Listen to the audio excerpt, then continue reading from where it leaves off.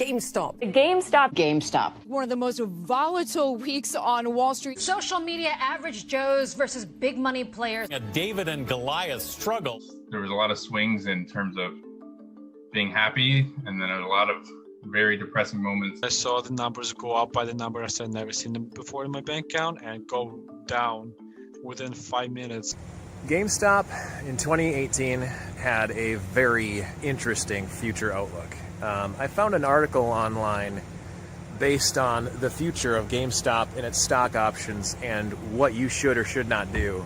While I did find it informative, it did have a few particular notes about the store closures and other things as far as what was inside the store and what type of retail they were offering and how it competes with the digital world as far as digital downloads of games versus physical media and gaming.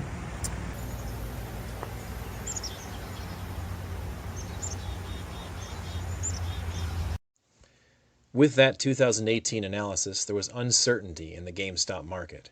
Stores were closing, gamers were shifting their interests, and they were competing with digital media, and they were also competing with online ordering versus in-store browsing. Why were the stores so dead? Do they need a new product focus? And now, in 2021, shifting forward, what the hell is a short trade? I know before diving into this story about GameStop and the short trading world, I had very little in terms of knowledge about the stock market right now. And that's enough to motivate me to explain research, as this is somewhat of a turning point in world history. First, we need to understand what a short is in trading. A short is when you borrow a stock from a broker and sell it immediately at its current price. Then you hope the stock's price falls so much that you can buy the stock back at a lower price and return the shares you borrowed to the broker, but keeping the difference. So let's say, for example, say I want to short XYZ, which has a current price of $10. I borrow one share and sell it immediately at $10. I have $10 now, but owe my broker the one share I borrowed. Then let's say the price of XYZ drops to, say, $7. I now decide to cover it, buy it back, my short position, and buy one share at $7 and return the one borrowed stock to my broker. See, I made $10 when sold and only had to pay $7 to buy it back lower. So my profit is the $3 difference. But now let's say that instead of the XYZ price dropping to $7, it goes up to, say, $15. I still need to return the one borrowed share of to my broker, except now it's going to cost me more to buy it back. If I buy it back at $15 so we can return the borrowed shares, my losses will be $5 difference between selling it at $10 and rebuying at $15. Since the price can rise indefinitely, my potential losses as a short seller are unlimited. At some point, I have to buy it back to return the shares I borrowed. The more the price rises, the bigger my losses. All right, and now for GameStop. A few weeks ago, on a subreddit, Wall Street Bets, they noticed that a hedge fund had taken a massive amount of short trades against GameStop. They convinced everyone on the thread to join forces and buy as much GameStop stock as possible. This made the price rise, and the hedge fund's short position started to lose billions of dollars.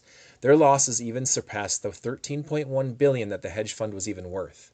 Eventually, the hedge fund had to close their short positions and buy all the GameStop stock back at much, much higher prices, sending the price even higher still. This is what you would call a short squeeze. Now that hedge fund is declaring bankruptcy, and the Reddit thread is combing through the hedge funds with massive short exposure so they can short squeeze them into bankruptcy as well. All of Wall Street is saying that the public joining together in this fashion should be illegal, but really, they just lost at their own game to the masses. Obviously, nobody could have predicted that this short trading fiasco would have came up and GameStop stocks would have fluctuated all the way up to $150 per share. There's no way. I'm not saying that this article didn't have a good idea of where GameStop was going, because GameStop, it was influenced in a way to kind of shake up the market. Their stocks aren't rising because the company's doing better. Their stocks aren't rising because they've figured out something and have taken the world by storm and are back. I mean, it won't be too much longer, in my personal professional opinion, that GameStop will go the way of a Blockbuster Video. It was going down. The percentage of the profits fell 16%, then it was down 12%, and then it continued to go down. GameStop themselves made enough historical mistakes that they really crippled themselves. They have spent infinite time with spending little to nothing on buying back used video games. Their used game market is a massive market for sure. They'll sell a game for $60 brand new, and then someone can turn around and sell it back to the company, and they give them next to nothing for it.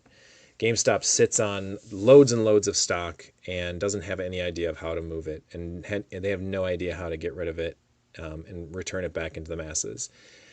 There's mistakes all over the place. They made their employees more robotic than anything. They didn't really hire people that were knowledgeable about the products that they're selling. They're more or less turning into a video store, rental store, with just having employees that are hardworking, yet they don't necessarily know the products themselves. What I thought was really interesting and actually very informative about this article, though, was the history of GameStop. They gave an overview of their brief history, and that goes all the way to Babbage's, which was their initial name in 1984, how they became the NeoStar Retail Group, and then Badges, etc., along with Software, etc., and the history of that. I really thought that was very interesting. They all kind of merged together between Babbage's and Software, etc., and they wound up changing the name to GameStop. I remember initially, and this is kind of just my own little gripe, but I remember initially hating that they changed their name from Software, etc., to GameStop.